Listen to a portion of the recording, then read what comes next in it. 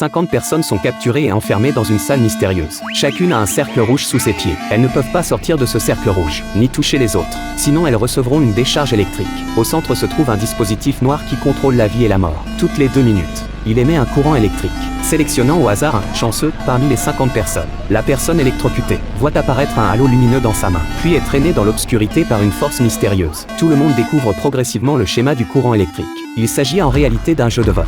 Il y a 50 flèches pointant chacune vers une personne. Les gens peuvent déplacer les flèches avec leurs mains pour voter, mais ils ne peuvent voir que leur propre choix. Ils ne peuvent pas voir les choix des autres. À chaque tour, la personne qui obtient le plus de votes sera électrocutée. À ce moment, un homme prend la parole. Puisque de toute façon une personne sera éliminée, autant prendre l'initiative et décider nous-mêmes qui est éliminé. Ainsi nous aurons plus de temps pour réfléchir à comment s'échapper. L'homme propose de voter d'abord pour les personnes âgées. Dès qu'il dit cela, les personnes âgées protestent, bien que tout le monde trouve cela injuste. Mais quand le compte à rebours retentit à nouveau, ils votent quand même pour les personnes âgées. Après l'élimination de toutes les personnes âgées, c'est rapidement le tour d'une femme d'âge moyen. Elle souffre d'une maladie incurable mais garde un état d'esprit positif. Elle supplie tout le monde de ne pas voter pour elle. Mais l'homme ne l'épargne pas, utilisant toujours l'âge comme prétexte. Il encourage tout le monde à voter pour elle. Mais cela provoque le mécontentement de nombreuses personnes d'âge moyen. Après avoir éliminé les 50 ans, ne sera-ce pas le tour des 40 ans?